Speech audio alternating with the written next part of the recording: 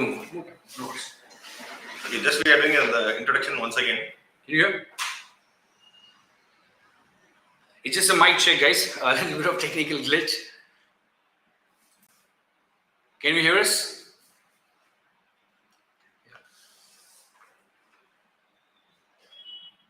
So we are waiting for the backend team to confirm. Yeah. Hi and welcome to the Brisk InfoSec Live. Today we're going to talk about risk assessment. Risk is a very important part of any cybersecurity cycle, especially for the companies. Companies which manage the risk go a long way in protecting their cybersecurity posture. Today, for this particular live, I have got an expert with me, Mr. Jairam,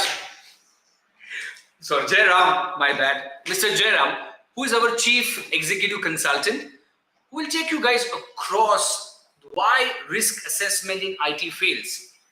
Jairam, the screen is all yours. Thank you. Thank you. So, good evening all. Just let me ensure the presentation is up. Okay. All good. So I got a green signal from my technical team. So after a long time, we are going live. So there were some technical glitches, but yeah, this is an important session which I feel where many CISO, I have seen like the enrollment for this particular event from multiple organization directors and founders, CEOs has opted for this. I understand this is a hot topic which is among the community. There are very few people speaking about it. So why IT risk assessment fails? So that is a key thing, right? So let's go back to the history. Why the risk assessment is being followed, right? The intent of risk assessment is to prevent data breaches, prevent like risk for the organization in a forecasted manner. Like let's say I assume that okay, this particular risk can happen to my business, to my organization based on the past records or based on the industry track records, right? So this is a very helpful tool to forecast the risk and mitigate in the proactive manner. So what happens is in the risk assessment process, over the period of time, we get carried away from the core intent of the risk assessment. So what happens is despite all this risk assessment and the required measures which have been taken by the bigger corporates, all the companies, I'm not talking about a small organization or big organization, everywhere the risk is being failed. Only because of that, we are seeing the news like financial data loss, personal data is being leaked, like patient health data is being leaked. So this is a constant news which is hitting the market. So why? So if you have gone to the root cause of the problem, like do you think they doesn't have a proper security team or like the technical team? They had, but still their risk assessment was ineffective, or there were multiple blind spots in their assessment, which led to the failure of risk assessment. Okay, so let's quickly jump into the reasons of failure. So this is something interesting thing where many of the management, if you are from the management or founder or a startup, like executives or even an angel investor, you have to allocate enough budget for the cybersecurity team on information security team. So what happens is many of the folks who is in this particular forum, like in this meeting, can agree that when there is an incident, okay, the higher management will say, okay, what do you want now? I will purchase it. Don't worry about the cost. Bring up the services. Okay, avoid the data breaches. Recover the systems from the ransomware attack. So they are ready to listen and sanction any number of amount when there is an incident. So this has to move to the proactive manner rather than from reactive budgeting. We should have a proactive budgeting by understanding the nuances of the risk and the like for example threats and vulnerability has to be detailedly studied before the annual budget. So what I'm saying is, let's say you have a like modern firewall, you have the security testing team. So it doesn't mean that you will have a secure environment, right? So you have to like dig deep and find what are the possible controls until you have your risk under your risk appetite. The next thing is lack of support. Okay, so many CISOs, like CISO is a fancy question which many people enjoys. Like that's a perception from the outside, but CISO is one of the toughest job. Like being a CISO is like with a torn suit, right? So they have lots of shortcomings and lack of support from the internal team. Like IT team is acting as independent. So what happens is, so IT team is not giving the adequate support at several situations. And again, the management should derive clear roles and responsibilities and the commitment of commitment towards the security has to be higher side in the both IT infra side and the IT information security side. So what happens is the common challenge is what happens with the industry in the industry is the CISO when they go for the audit or when they go for the interaction with the IT management, there is a lots of resistance which we are seeing. So this has to be in both ways. Again, when IT manager is proposing certain security solutions and security products, again it is from the CISO end there is less acceptance. So this has to be a win-win situation for everybody. So I would say the management should have the normalization practice to have a higher support. And finally, there are a few more scenarios which is like false projection of IT security. So what happens is like many of the IT audits and the compliance standards, whichever is happening, it's all happening for the just for the audit purpose. It's not really intensified to protect the organization. So what happens is many of the evidences or the actual gaps and the loopholes in the organization is kept under the table. So if you really want to know what is the gap, you should go for dumpster driving, where you can find multiple closed or like unopened open issues which has been kept in the under the table of the IT. And also even the certain times the CISO or the information security officer says that or claims that, okay, I have mitigated all the risk, and it is a false projection which we are giving to the management or the board of the directors. So there is no 100% security. So you should always talk about the residual risk. How many of you, just think about it, how many of you keeping the residual risk and getting the risk exception for your whatever the risk you have found? That is very less which we are seeing in the industry. So keep in mind residual risk and the risk appetite recalibration is essential. And the other thing is verge of process failure. So where the process is being failed multiple times, it is all is being done in an ad hoc basis. So process failure is something anytime you can fall. Like as on today, you don't have a ransomware attack, you don't have a cybersecurity attack, but only when you have a ransomware attack, you will get to know that, okay, your backup is again got corrupted or it's not working as intended. So people are in a reactive manner. So the backup process is not properly audited. Likewise, there I can list out like every control, every domains which is a part of ISO 27001 or a NIST compliance. Everywhere there is a process failure. Like let's say change management, capacity management. So if your process is not adequate and if it's not clear, so what happens is it will be failing.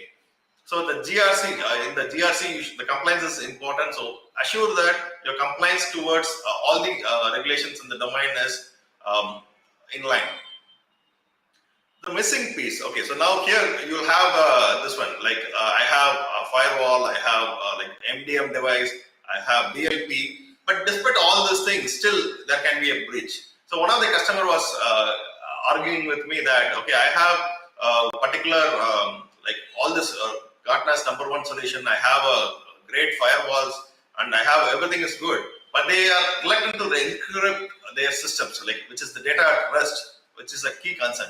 And eventually, what happened is for them, they got a data breach in their organization, and finally, the root cause was their hard disk was unencrypted and it was leaked, or it was theft by some third party, and through that, the data leakage was happened.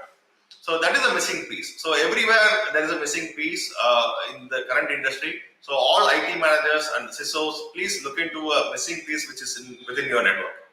To summarize whatever we have spoke, it's a lack of management support is the key thing for the success of risk management. So please emphasize the importance to your CISO and IT managers and provide the appropriate support. And I would request humbly the CISO and the IT manager should work in tandem and bring the best in the security for your organization. And hiding under the table is not the solution.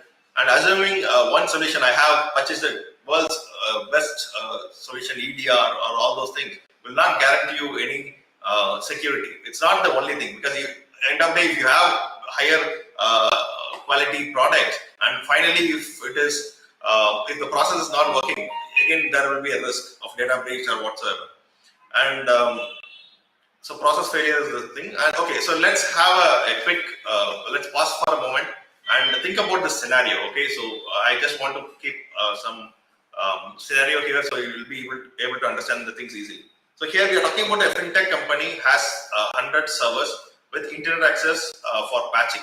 Okay, so it is claimed as legitimate because they are allowing this for the Windows patching. Okay, and they have 3 healthcare applications. Okay, so sorry, it's a combination of something of this here. So they have 3 fintech application, okay, with SSL certificate, and they have 300 employees working from office. Okay, so 5 IT department administrators you have, and 1 IT manager and 1 CISO you have, and they have a security team, security testing team as well.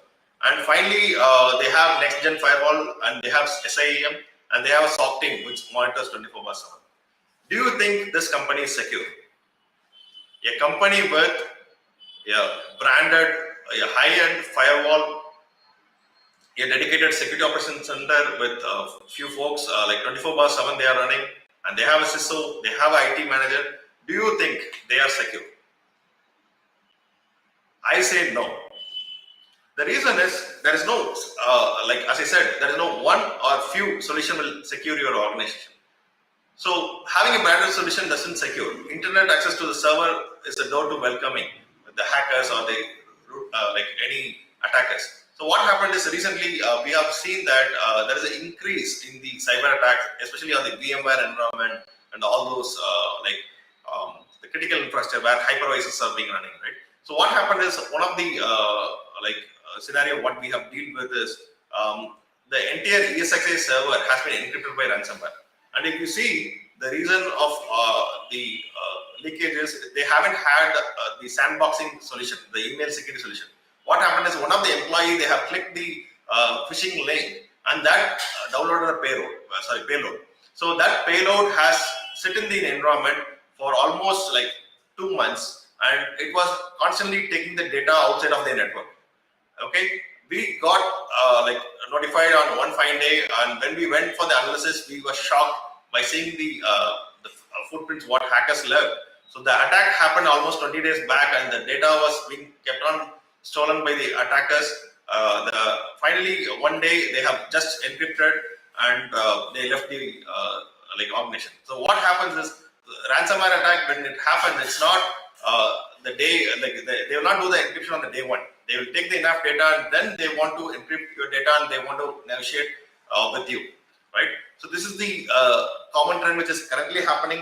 And when I say VMware is ESXi, it's like 1,000 plus servers is being encrypted at one shot. It's not like one VM. So we are not in the olden days where we encrypt where the ransomware is affecting 1 or 2 machines. It affects all the entire system and network. So now what we should do as a risk managers, right? So you have to see whether we are following the defense in depth concept. So prevention policies, like business operations, the SIEM, like whatever we are classified here, right? The perimeter security, network security, endpoint security. So many of you would have seen this image, since we are doing this live in the LinkedIn, it's a popular image. So now you just ask yourself whether your risk register consists of all these layers, whether you are protecting your perimeter properly, your network properly, your endpoints, application, data. So just think and recalibrate your risk register according to this. Okay.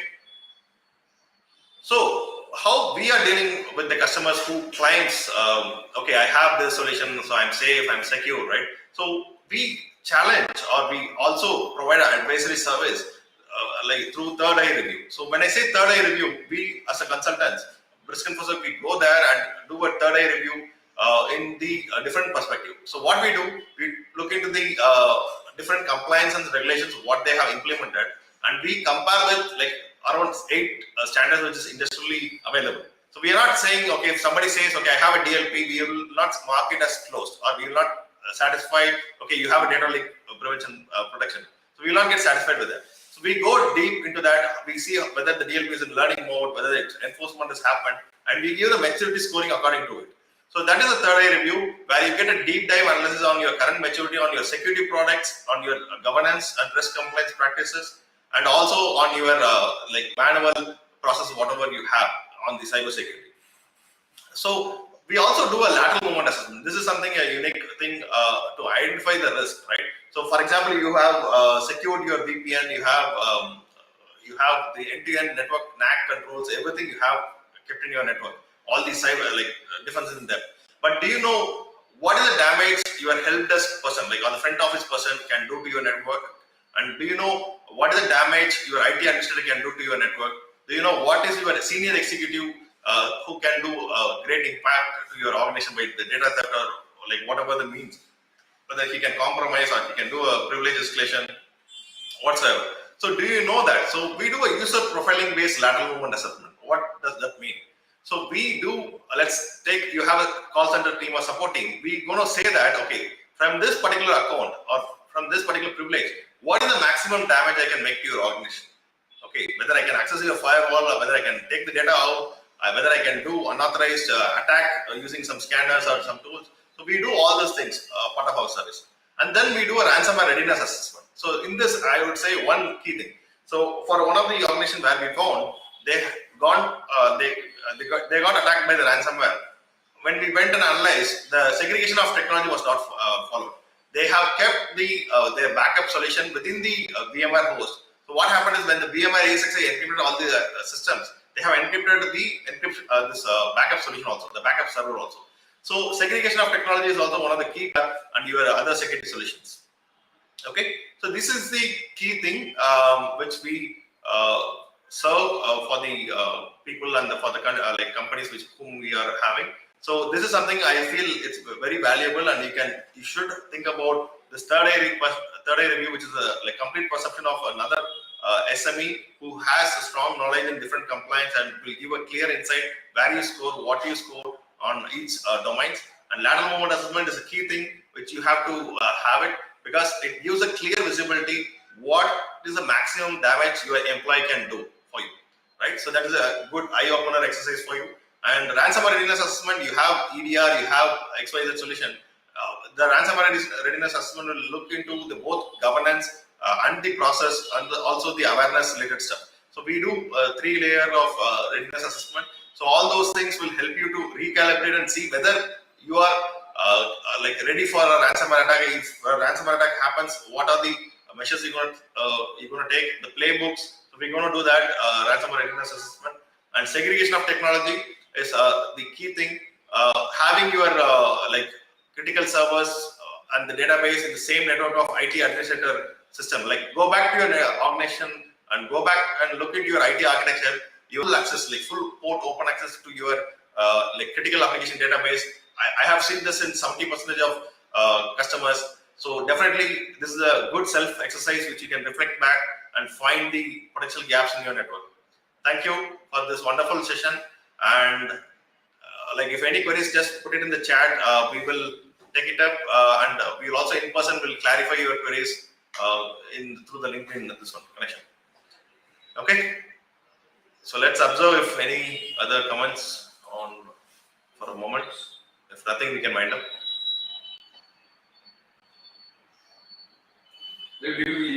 Yeah. So contact at the Brisk InfoSec. We'll display like we'll put the email ID along with this live in the comment section, so people can utilize, and you can reach us if you want any service from us. But for now, this particular webinar is for the awareness purpose, and we want everyone to do a self check in your network. Go back. I know you all are working professionals and consultants, so please look back in this aspect and start helping your customers, which will create a better world for everybody. Thank you.